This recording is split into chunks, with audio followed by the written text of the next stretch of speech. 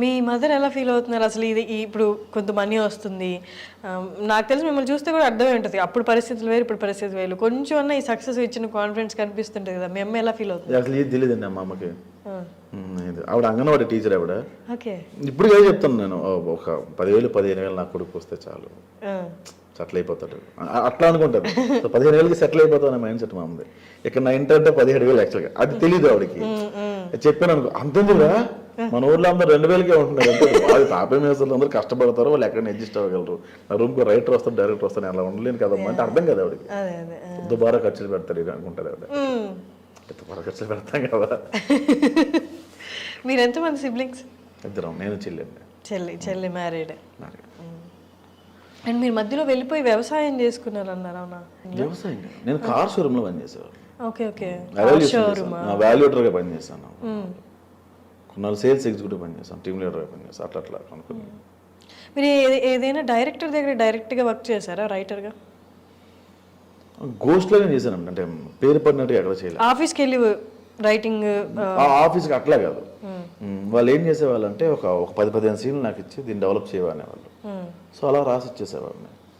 షూటింగ్కి వెళ్ళినా కూడా మనం అప్రెంటిస్ అంటే మనం లీగల్గా వాళ్ళ ఎంప్లాయ్ కాదు, డబ్బులు తీసుకోవట్లేదు కాబట్టి మనకు లిబర్టీ ఉండదు. ఏం చేసేవాళ్ళు, వాళ్ళు అక్కడ షూటింగ్ చేస్తూ నేను దూరంగా చూసాను, ఈ ఫ్రేమ్ ఎలా పెడుతున్నాడు, ఈ ఫ్రేమ్ ఎలా పెడతాడు, ఈ ఫ్రేమ్ ఎలా ఎందుకు పెడుతున్నాడు, నేను రాసుకోవడం తప్ప అక్కడ పనిచేయాలి. ఎక్కడైనా మీరు ఇందాక అన్నారు కదా, ఆఫీస్కి వెళ్తే కొంచెం నీచంగా సరిగ్గా అడ్రస్ చేయలేదు మిమ్మల్ని, ఎట్లా ప్రాపర్గా అడ్రస్ చేయలేదు, అట్లా ఇంకేదైనా సిచ్యువేషన్స్ ఉన్నాయా మీరు రైటర్గా కానీ, లేకపోతే ఇలా పిచ్ చేస్తున్నప్పుడు, మీ స్టోరీస్ పిచ్ చేస్తున్నప్పుడు, అంటే ప్రాపర్గా మన గుర్తింపు లేకుండా వెళ్తే చూస్తారు కదా, పెద్ద రాసుకొచ్చాడులే పెద్ద స్టోరీ అంటే ఇక్కడ బట్టలు బట్టి జడ్జ్ చేస్తారు, మనం ఉన్న ఎపీరియన్స్ బట్టి జడ్జ్ చేస్తారు. దరిద్రం ఏంటంటే మీరు వేసుకున్న కాస్ట్యూమ్ బట్టి కూడా జడ్జ్ చేస్తారు.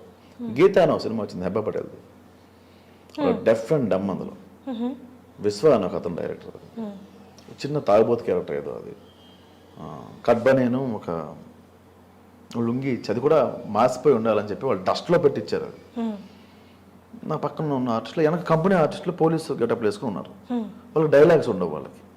సో ఆ రోజు షూట్ అంతా నా గురించే ఉంటుంది. సో ఫస్ట్ ఒక 2 నెలల పాపం తేవాలి, వీళ్ళు 3 ఏళ్ళ పాపం తీసుకొచ్చారు.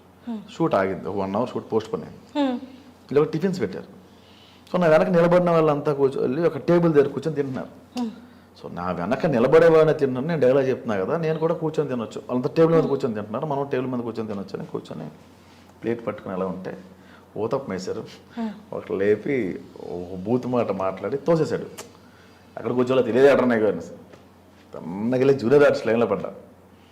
పడితే వాడు చట్నీ ఇలా వేసాడు, అది ఎలా అన్నది. ఫుడ్ దగ్గర ఏంట్రా మీకు పార్షియాలిటీ, నాకు కొడకలేదనుకున్నా. సరే తినేసి కూర్చున్నదాన్ని ఆయన వచ్చి లేపేశాడు, తోసేశాడు, లేపి తోసాడు ఆయన. కడ్బా నేను వెరీ రీసెంట్ 1 or 2 years కూడా అవ్వలేదు అసలు. అట్లా జరుగుతుందా? చాలా దారుణంగా తోస్తాడు అబ్బాయి. అయిపోయిన తర్వాత ఫస్ట్ మార్నింగ్ ఇది టిఫిన్ టైంలో సరే డైలాగ్ దర్శనం చెప్తున్నారు, డైలాగ్ నాకు క్లోజ్ పెట్టారు, 20 నిమిషాల్లో క్లోజ్ అయిపోయాయి అని చెప్పేసాను. సో మధ్యాహ్నం 2 అయింది, నాకు డైరెక్టర్ బాగా ట్రీట్ చేశాడు ఆయన. సో మళ్ళీ లంచ్కి కూర్చున్నాం. సో లంచ్కి కూర్చుంటే మళ్ళీ తోసేస్తారేమో అని చెప్పి మళ్ళీ జూనియర్ ఆర్టిస్ట్ లైన్లోకి వెళ్ళి పట్టుకొని నిలబడ్డా. మళ్ళీ అదే పర్సన్ వచ్చి ఇలా పట్టుకున్నాడు, తోసిన ఆయన వచ్చి నన్ను తీసుకొచ్చి టేబుల్ మీద కూర్చొని పెట్టి మంచిగా క్రూకి చికెన్ వేస్తారు, వేరే వాళ్ళకి ఎగ్స్ వేస్తారు, కొంచెం మంచి కూర వేస్తారు. ఇక్కడ జూనియర్స్కి మా నార్మల్ రైసే ఉంటుంది, ఇలా కొంచెం వేరియేషన్స్ ఉంటాయి అక్కడ భోజనాల దగ్గర. వాడు నన్ను కూర్చోబెట్టి చికెన్ వేసి అలా అన్నాడు. నాకు అర్థం కాలే, సారీ అండి మీరు పెద్ద ఆర్టిస్ట్ అని తెలియదు అన్నాడు. పెద్ద ఆర్టిస్టా, చికెన్ మిస్ అయిపోద్ది ఎందుకు వచ్చింది కదా, డైలాగ్ చెప్పాను కదా అక్కడ. సో అది అంటే ఈ బట్టలు చూసి వాడు నన్ను జూనియర్ ఆర్టిస్ట్ అనుకున్నాడు. సో అట్లా జడ్జి చేస్తారా ఇక్కడ అనిపించింది. కాకపోతే బాగా చీటర్స్ ఇట్లా ఇది కాదు, నాకు పోయి చాలా గలీజ్గా ఉంటుంది కాస్ట్యూమ్స్ అన్నీ. మీ ఫేవరెట్ హీరో ఎవరు? నాగేశ్వరరావు గారు. సరే నాగేశ్వరరావు గారు. నాగేశ్వరరావు గారు, ఏఎన్ఆర్ గారు. ఓకే, ఎందుకని? ఏమో నాకు చాలా స్టైలిష్గా కనిపిస్తారు ఆయన. చేసినప్పుడు మీరు ఇందాక గమనిస్తాను లేదు, నేను పెదవులు తడుపుకుంటూ ఉన్నాను, స్మోక్ చేస్తాను. ఆయన స్మోక్ చేసినప్పుడు భలే స్టైల్గా అనిపిస్తుంది నాకు అసలు. అది ఇష్టం నాకు. ఆయన యాక్టింగ్ కూడా బాగా ఇష్టం. దేవదాసు ఆ మూవీస్ అని చాలా ఇష్టం బాగా. ట్రెండీగా ఉంటాను నేను ఏమనుకోకండి. లేదు లేదు, అంటే నేను ఆలోచిస్తాను ఇప్పుడు దాకా చేసిన ఇంటర్వ్యూస్లో ఎవరైనా ఏఎన్ఆర్ గారి పేరు చెప్పారా అని. లేదు, చాలా ఇష్టం నాకు. చెప్పలేదు ఎవరు పేరు, ఆ పేరు చెప్పలేదు. మేబీ ఆయన అంటే రెస్పెక్ట్ ఉండొచ్చు, ఆయన యాక్టింగ్ అని ఇంట్రెస్ట్ ఉండొచ్చు. స్పెసిఫిక్గా పేరు తీసుకొని చెప్పింది మీరు ఒక్కరే. ట్రెండీగా ఉంటానంటే ఇంకేమేం చేస్తారు చెప్పండి. ఏమో నాకు అది రాదండి.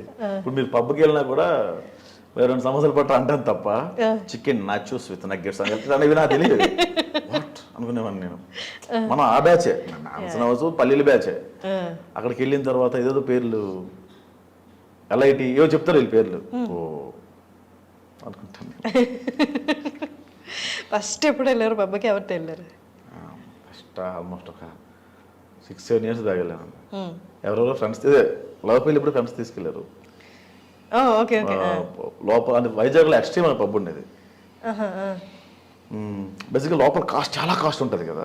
మేమేం చేసేవాళ్ళం అంటే బయట తాగేసి పబ్లోకి వెళ్ళి జస్ట్ 1 beer అలా ఆర్డర్ చేసి పెట్టేవాళ్ళం. కొనాలి కాబట్టి ముగ్గురు కలిపి ఒక 2 beerలు తేవాలి. అక్కడ ముగ్గురు 2 beerలు ఆర్డర్ పెట్టేవాళ్ళం. గ్లాస్ ఒకటి తీసుకొని బయట తాగేసేవాళ్ళం. బయట 150కి మంది వచ్చి అలా చేసేవాళ్ళం. ఇప్పుడు రీసెంట్ టైంలో అంటే ఇప్పుడు జనాలు గుర్తుపడుతున్నారు కదా, గుర్తుపడుతున్నారు బయటికి వెళ్ళి ఎక్కువ ఫ్రీక్వెంట్గా గుర్తుపడుతున్నారంటే అప్పుడు చేసిన కొన్ని ఇప్పుడు చేయలేం. అట్లీస్ట్ లేదు, ఇప్పుడు వైన్ షాప్కి వెళ్తే బీర్ ఇచ్చినప్పుడు కవర్ ఫ్రీ ఇస్తున్నాడు.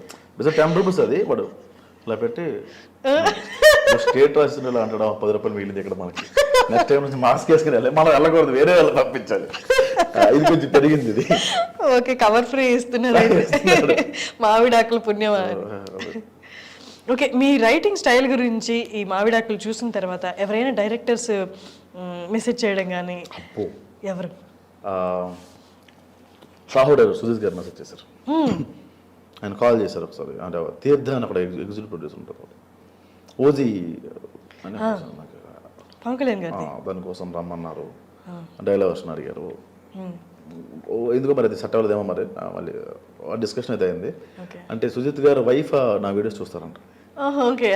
భీమ్లా నాయక్ డైరెక్టర్ ఆయన సాగర్ కే చంద్ర ఒకరు కలవాలి అని చెప్పి ఆయన మెసేజ్ పెట్టారు. వాయిస్ తో సహా చెప్తున్నారు. ఆయన చాలా బేస్ వాయిస్, చాలా ఫ్రెండ్లీ పర్సన్, చాలా డౌన్ టు ఎర్త్. పరంపర డైరెక్టర్. చాలా చాలా పెద్ద పెద్ద డైరెక్టర్స్ కావాల్సి వచ్చింది, చాలా పెద్ద డైరెక్టర్స్. నేను మీకు బాగా కావాల్సిన వాడు నా సినిమా దగ్గర కృష్ణ చైతన్య అని ఆయన లిరిసిస్ట్ కమ్ డైరెక్టర్. ఆయన ఏం సినిమా చేశారన్న రీసెంట్గా చేశారు, చల్మోహన్ రంగా. కృష్ణ చైతన్య డైరెక్టర్ తెలుసు. రౌడీ ఫీలో చేశారు ఆయన. చాలా మంది మెసేజ్ చేశారు. And for more videos, please subscribe to iDream. Please subscribe to iDream. Please subscribe iDream. And please subscribe to iDream. For more videos, subscribe to iDream. please like, share and subscribe to the channel. Congratulations, iDream. Subscribe to iDream. Subscribe to iDream. So subscribe to iDream Media. iDream ki iDream team andarki huge congratulations. Please subscribe iDream Media. Please subscribe to iDream. Subscribe iDream. Please subscribe to iDream. iDream అంటే నా కళల channel subscribe చేసుకున్న నోరు తిరుగుతలేదు, మీరైతే గంట గుర్తు కొట్టండి. For more such videos, please subscribe to iDream. Subscribe to iDream.